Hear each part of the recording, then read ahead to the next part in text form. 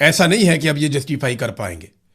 عمران خان صاحب نے جو کچھ کہا اس کا ایک ایک لفظ درست ثابت ہوا، اور ان کے مقابلے میں جرنیلوں نے اور طاقتور لوگوں نے جو کچھ کہا وہ ایک ایک لفظ جھوٹ ثابت ہوا۔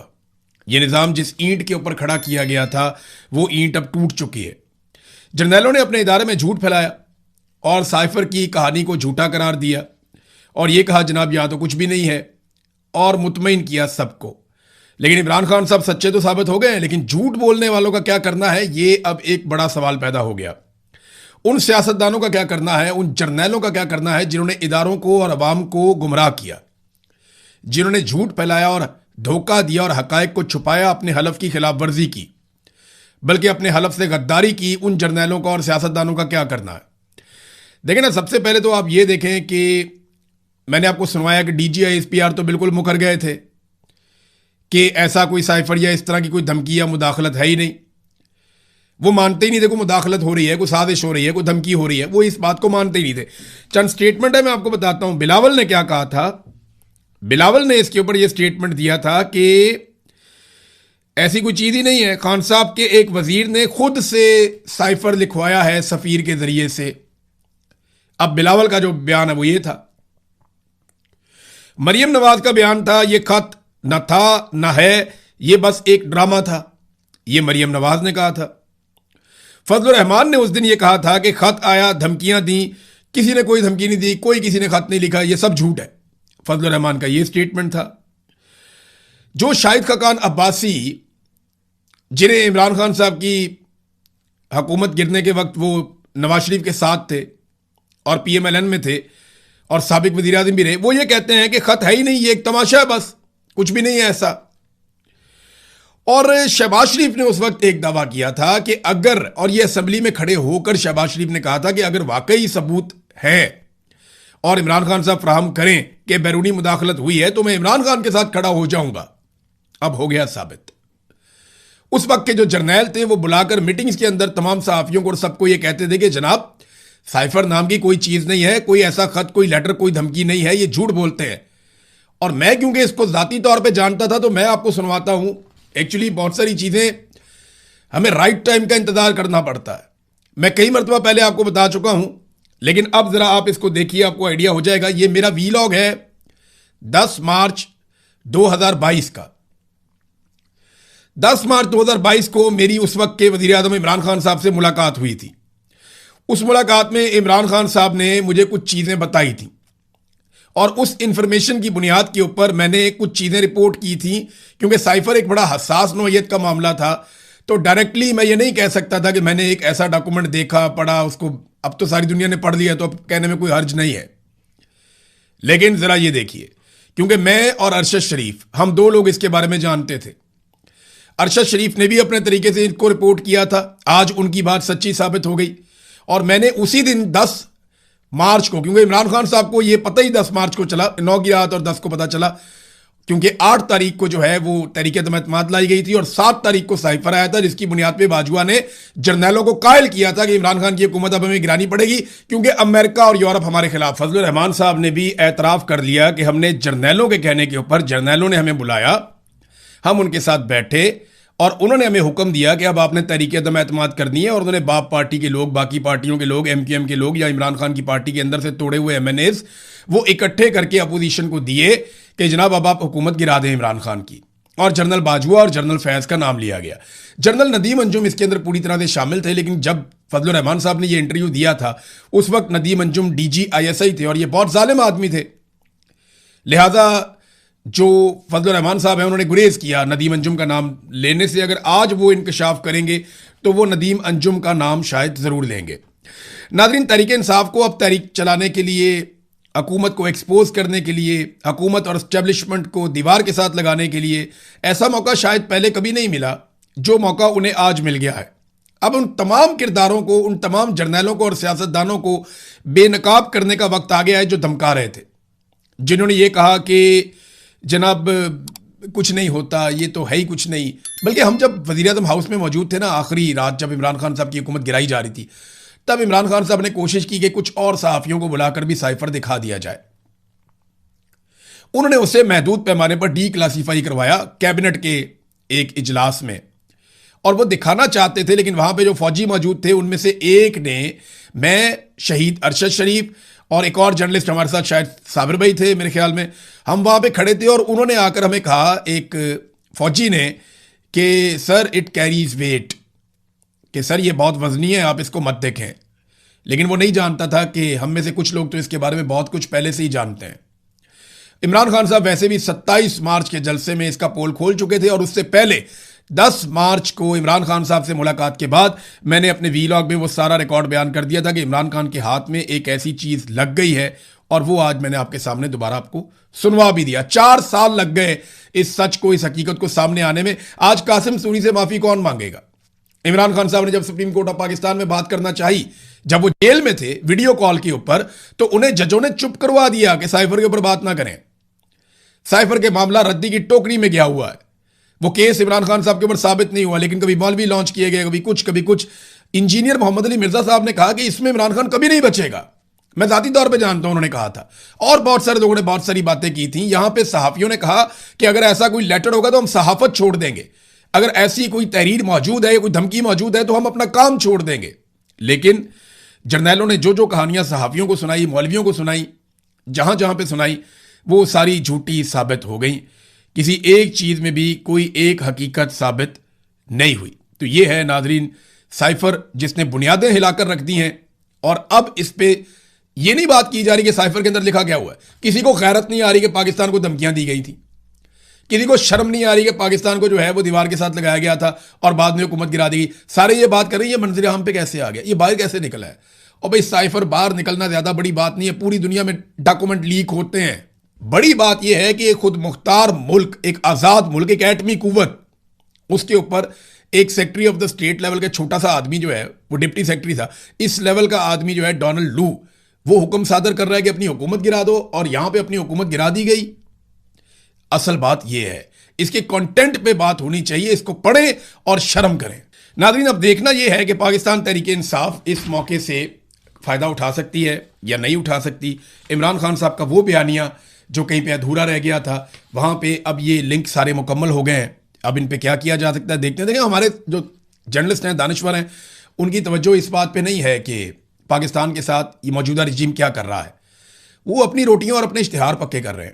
مثال کے طور پہ یہاں پہ انصار عباسی صاحب نے ایک کالم لکھ دیا کہ جناب بہت مشکل کام ہے جو مریم نواز نے کر دکھائے ہیں, یعنی مریم نواز نے بہت مشکل ترین کام کر دکھائے. یہ کالم لکھ دیا انصار عباسی صاحب نے.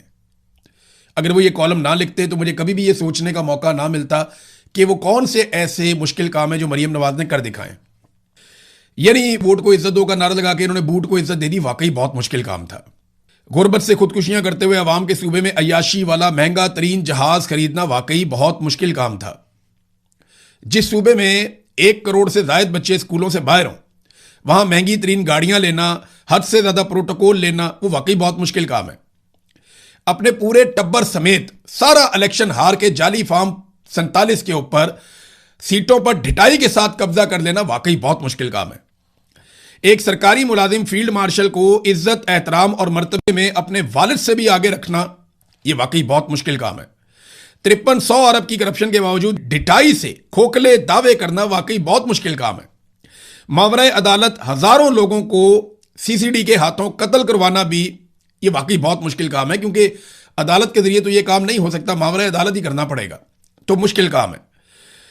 قوم کے اربوں روپے اپنی اور اپنے باپ کی تشہیر میں جھونک دینا, یہ بھی واقعی ایک بہت مشکل کام ہے. بیڈ گورننس اور بدترین معاشی کارکردگی دکھانے والے صوبے کی حکمران ہونے کے باوجود بار بار اپنی سہیلیوں اور ساتھیوں کے ساتھ بیرون ممالک کی سیر پر نکل جانا, یہ بھی بہت مشکل کام ہے.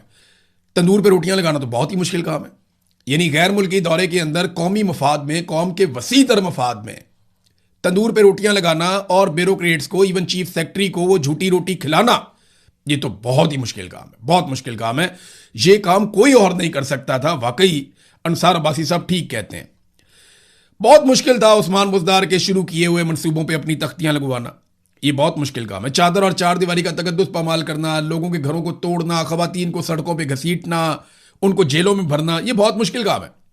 اپنے بہنوئی کو باہر سے بلا کر سرکار کے اندر حصہ دینا, یہ بھی واقعی بہت مشکل کام ہے. بہت سارے مشکل کام کیے, میں گنوانا شروع کروں تو یہ پورا ویلاگ ان مشکل کاموں پہ ہی نکل جائے جو مشکل کام مریم نواز نے یا اس خاندان نے کر دیے ہیں. لیکن انصار عباسی صاحب ہمیں یاد دلاتے رہیں گے کہ کس قسم کے مشکل کاموں سے وہ متاثر ہوئے ہیں. بہرحال یہ ہماری صحافت کا خاصہ ہے, اور یہ ایک طرح کا آپ سمجھ لیں کہ درباری ہونے کا ہمارا ایٹیچیوڈ ہے کہ ہمیں جو پسند ہے نا اس کی ساری چیزیں ہی پسند ہیں, جو نہیں پسند نا اس کی ساری چیزیں ہمیں بری لگتی ہیں. بھئی اگر کوئی آدمی آپ کو پسند ہے تو اس کی اچھی چیزیں آپ کو اچھی لگنی چاہیے, بری چیزیں بری لگنی چاہیے. بھئی جو آ کے لیجیٹیمیٹ ہی نہیں ہے, گورنمنٹ میں ہی آ کے زبردستی بیٹھ گئے, ان کی بنیاد ہی غلط ہے, تو آپ کیسے کہہ سکتے ہیں کہ غلط بنیاد کے اوپر بیٹھ کے انہوں نے کوئی ایک بھی اچھا کام کیا ہو؟ آج تک آپ نے اس بات پہ تنقید نہیں کی, آپ کھل کر سامنے نہیں آئے کہ جناب آپ چوری کر کے آگے اقتدار پہ قبضہ آپ نے کر لیا ہے, آپ تو لیجیٹیمیٹ ہی نہیں ہے, آپ یہاں بیٹھ ہی نہیں سکتے, آپ گھر جائیں اپنے. آج تک ایسا نہیں کیا. ایک طرف ناظرین پاکستان میں دہشت گردی بڑھتی جا رہی ہے, یہ دہشت گردی کے مزید واقعات رپورٹ ہو رہے ہیں. جنوبی وزیرستان میں بازار میں خوفناک دھماکہ ہوا, ایک اہم شخصیت سمیت 3 افراد جاں بحق ہو گئے, یہ رپورٹ ہو رہا ہے پاکستان کے میڈیا میں. پولیس کے مطابق جنوبی وزیرستان لوئر کے صدر مقام وانا بازار میں بارودی مواد کا دھماکہ ہوا. ابتدائی اطلاعات کے مطابق دھماکہ خانزادہ مارکیٹ کے گیٹ کے قریب پیش آیا ہے, اور جو لوگ شہید ہو گئے ان میں چیف آف احمد زئی, وزیر ملک طارق خان, ملک سرفراز خان اور یار گل خیل جان شامل ہیں. لگاتار دہشت گردی کے واقعات بڑھ رہے ہیں, اور بجائے اس کے کہ دہشت گردی کو کنٹرول کریں پاکستان کی انٹیلیجنس ایجنسیاں, وہ صحافیوں کو بلا کر دھمکا رہے ہیں کہ آپ نے دہشت گردی کے معاملات پہ بات نہیں کرنی, آپ نے اس کو ڈسکس نہیں کرنا, بلکہ آپ اپنی توجہ رکھیں پنکی منشیات فروش کی طرف. ادھر جاؤ, جا کے اس کو رپورٹ کرو. وانا اور وزیرستان میں یا میر علی میں یا تیرا میں کتنے لوگ شہید ہوتے ہیں, انہیں کیسے مارا جاتا ہے, کوئی ڈرون چلتا ہے, کوئی مارڈر گولہ گرتا ہے یا کچھ بھی ہوتا ہے, اس کے اوپر آپ نے بات نہیں کرنی. جبری طور پہ گمشدہ ہو جاتے ہیں لوگ, اس پہ آپ نے بات نہیں کرنی. وہاں گوادر یونیورسٹی کے پروفیسر چانسلر وہ اغوا ہو رہے ہیں, جبری طور پہ ان کی گمشدگیاں ہو رہی ہیں, اس کے اوپر بات نہیں کرنی. یہاں ایک منشیات فروش عورت نے ایک جملہ بول دیا, اس کے اوپر سارا میڈیا پہنچا ہوا ہے. یہ ہے پاکستان کی انٹیلیجنس ایجنسیوں کی دھمکیوں کا نتیجہ. پورے پاکستان کا میڈیا جو ہے وہ اس طرف موڑ دیتے ہیں جہاں ان کا دل کرتا ہے, ورنہ وہ اشتہاروں کا رخ کہیں اور موڑ دیتے ہیں, اور جو بات نہیں سنتا ان کو جیلوں میں بھی ڈال دیتے ہیں, بلکہ فیملیوں کو بھی تنگ کرتے ہیں, کاروبار بھی تباہ کر دیتے ہیں. اب ناظرین سب سے آخر میں ایک اور ڈیولپمنٹ ہے, اور ڈیولپمنٹ یہ ہے کہ پاکستان نے ایران کی جانب سے ملنے والی نئی تجاویز, یہ 14 تجاویز بتائی جا رہی ہیں, یہ امریکہ کو پیش کی ہیں تاکہ جنگ بندی مستقل ہو سکے اور خطے کا جو مسئلہ ہے وہ حل ہو سکے. تو یہ پاکستان نے کیا ہے اور امریکہ کو پہنچایا سارا معاملہ. لیکن ڈونلڈ ٹرمپ نے اس کے اوپر ایک ٹویٹ کیا ہے. وہ یہ کہہ رہے ہیں کہ ایرانی ہر وقت چیختے رہتے ہیں اور وہ ایک ڈیل سائن کرنے کے لیے مرتے جا رہے ہیں, لیکن جو پیپر وہ ہمیں بھجواتے ہیں وہ اس طرح کے ہیں جن پہ ہم متفق نہیں ہو سکتے. تو میں انہیں کہتا ہوں کہ کیا تم پاگل ہو؟ یہ جناب ڈونلڈ ٹرمپ نے اسٹیٹمنٹ دیا ہے. تو ڈونلڈ ٹرمپ کو اپنی مرضی کی ڈیل نہیں مل رہی, اور ایران جو چیزیں دے رہا ہے وہ ڈونلڈ ٹرمپ کو اتنی بڑی فیس سیونگ نہیں دے رہی جتنا بڑا ڈیمیج ڈونلڈ ٹرمپ کو امریکہ میں ہو چکا ہے. ایک اور خبر ناظرین جاتے جاتے میں آپ کو بتاؤں, یہ سلمان صفدر صاحب ہیں, انہوں نے عمران خان اور بشرا بی بی کی القادر ٹرسٹ کیس میں سزا کے خلاف مرکزی اپیلوں پر دلائل کا آخری موقع دینے کے اسلام آباد ہائی کورٹ کے چیف جسٹس سرفراز ڈوگر کی سربراہی میں ڈویژن بینچ کے آرڈر کو جانبدارانہ متعصبانہ قرار دے دیا ہے. انہوں نے اپنی درخواست دی اور اس میں لکھا کہ نیب 1 سال تک مختلف بہانوں سے التوا مانگتا رہا, کبھی نیب نہیں تھا تو کبھی عدالت کی کاز لسٹ منسوخ ہو جاتی تھی, 1 سال بعد سزا معطلی درخواستیں مسترد کر دی گئیں. ہم اس فیصلے کے متاثرہ اپیل کا حق رکھتے ہیں. وہ کہتے ہیں جناب کہ ہم سال ہو گیا ہم کوشش کر رہے ہیں کہ عمران خان صاحب کا سزا معطل ہو جائے, لیکن ہوا کیا, عدالت ہی نہیں لگتی تھی, اور سال کے بعد ہمیں کہہ دیا گیا جناب فیصلہ آپ کے خلاف آ گیا, مین اپیل سن لیتے ہیں. اب وہ کہہ رہے ہیں جناب ہم اس کے خلاف اپیل کرنا چاہتے ہیں, اس فیصلے کے خلاف. ادھر عمران خان صاحب کے دستخط ہی نہیں کروانے دے رہا ہمیں سپرنٹینڈنٹ آف اڈیالہ جیل. وہ دستخط ہوں گے وکالت نامے پہ, مشاورت ہوگی عمران خان صاحب سے تو ہم آگے بڑھیں گے. یہ تو ہمیں باندھ دیا عدالت نے. تو انہوں نے عدالتی فیصلے کے خلاف جانے کا فیصلہ کیا ہے. دیکھتے ہیں وہ یہ کر سکتے ہیں نہیں, کیونکہ عدالتیں تو اب پاکستان کی اسٹیبلشمنٹ کنٹرول کرتی ہے نا, بالکل آسانی سے کنٹرول کرتی ہے. چھوٹا موٹا اردلی جا کے ججوں کو فیصلے دے دیتا ہے, اور ان کو جو کہا جاتا ہے بیچارے وہی کرتے ہیں, خاص طور پہ وہ ججز جن کو لا کر بٹھایا اس مقصد کے لیے گیا ہے. اب تک کے لیے اتنے, اپنا خیال رکھیے گا, اپنے چینل کا بھی. اللہ حافظ.